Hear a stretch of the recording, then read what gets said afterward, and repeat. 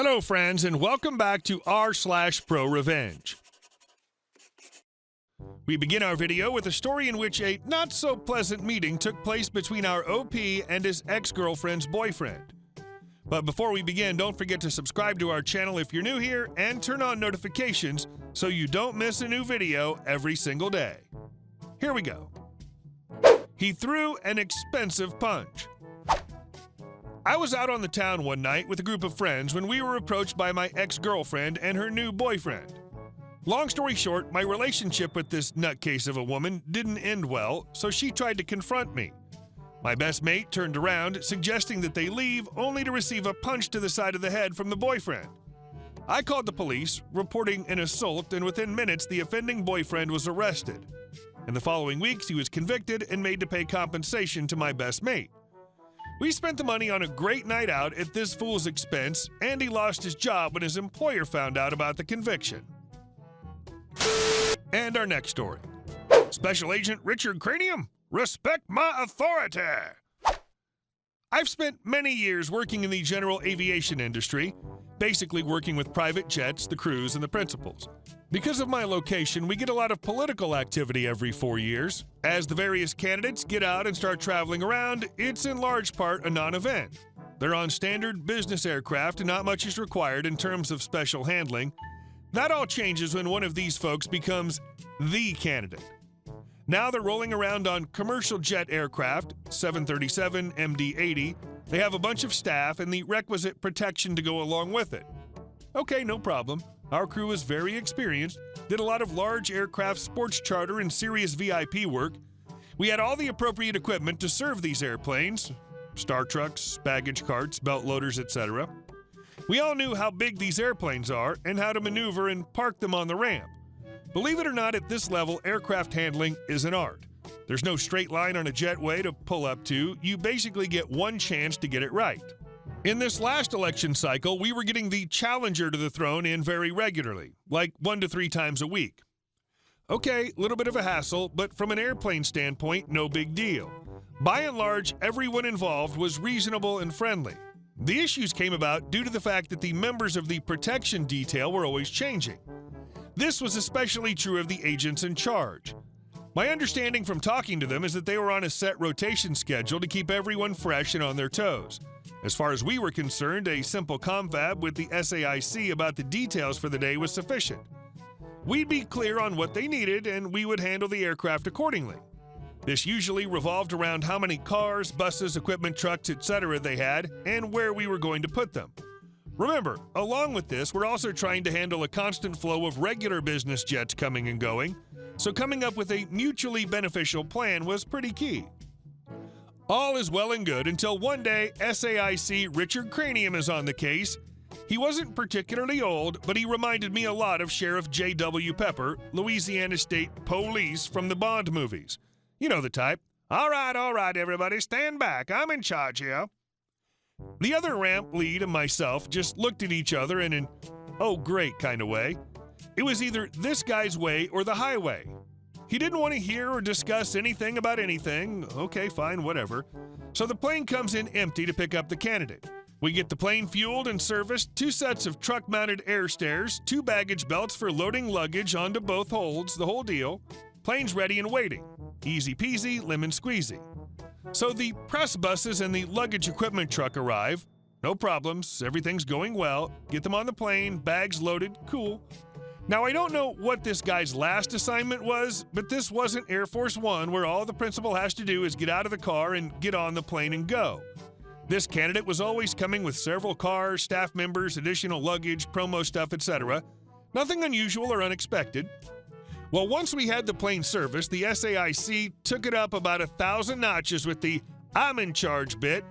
When he got the call that the motorcade was 15 minutes out, he decided he was going to quarantine the entire ramp and make it a sterile area. No ifs, ands, or buts about it. The ramp was now off limits to anybody who wasn't approved, and none of us were approved. As we were very familiar with this particular operation, I calmly tried to inform him that the principal always had additional items for the plane, etc. Nope, everything's on the plane. They just need the candidate. Okay. I think it may be wise. Nope, sterile area, not authorized. Stay out. I'm in charge here. "Okay, buddy, you got it," with a big ol' smile. I had really had it with this guy at this point. I could see the hole he was digging for himself and felt our team had done all we could to avoid the coming problems. So sure enough, the motorcade arrives, 10 cars/SUVs, luggage, boxes of promo stuff, and other crap. This is where we'd usually be standing by to unload the cars and get everything on the belt loaders and into the cargo holds. As we weren't there, the folks in the cars just dumped it all on the ramp. Realizing that nothing was happening, the protective detail now starts grabbing the stuff and trying to figure out how to get it onto the plane. Meanwhile, 10 of us were just standing there in our glass-lined office, watching, smiling, loving it. Right about then, SAIC Richard Cranium starts losing his mind. Not only did his guys have to try and load this plane, he was now realizing that the plane still had equipment all over it. He rushes into the building and starts getting on one of our CSRs about how we're messing him up, and he can see us all standing around with our thumbs up our butts. Finally, I walk out to the desk and calmly, yet somewhat patronizingly, ask him what the problem is and ask if I can help him. Guy is literally foaming at the mouth and starts going off about the bags and the trucks and the equipment and why are we all just standing around? At that point, I smile politely and remind him that he had personally restricted the ramp and ordered my staff out of the area.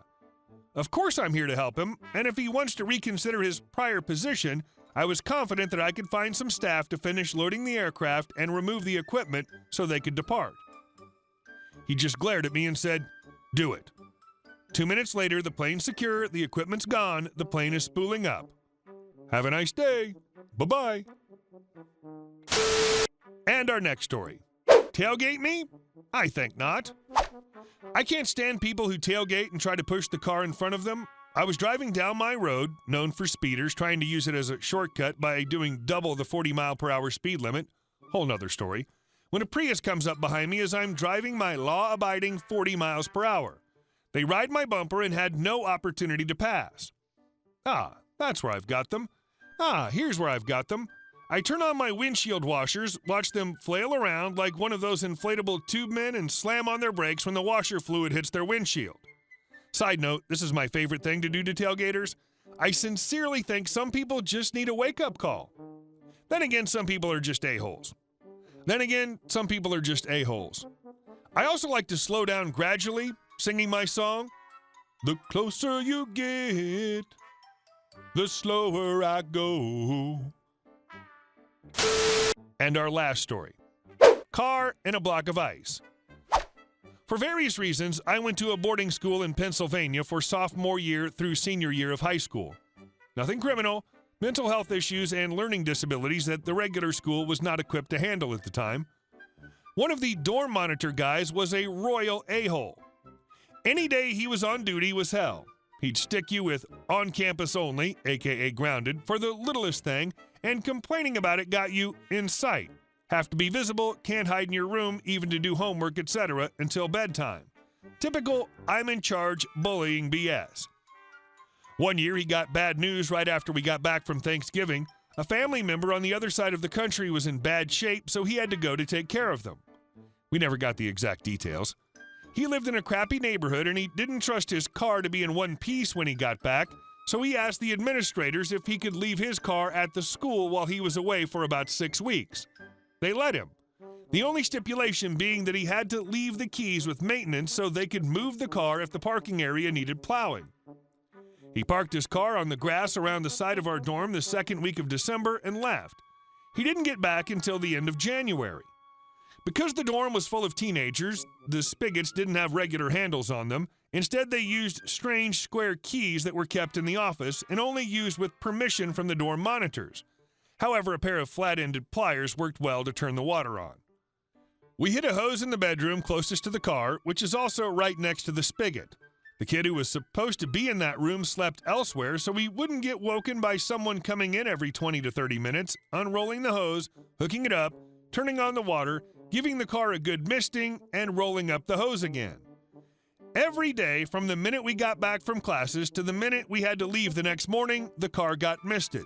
We even got help from a couple of kids in our classes who lived close enough to bike over during Christmas vacation. One even showed up with a lawn chair and book so he could just stay there and mist it again as soon as the last layer had frozen over. No staff were in any of the school buildings during vacation, so he didn't get caught. In the middle of the night, 2 days after we got back from Christmas vacation, I was one of the 2 people on duty with the house when the monitor for that night comes outside for a cigarette. We didn't know he smoked, so we thought he was in the office, which was on the other end of the building.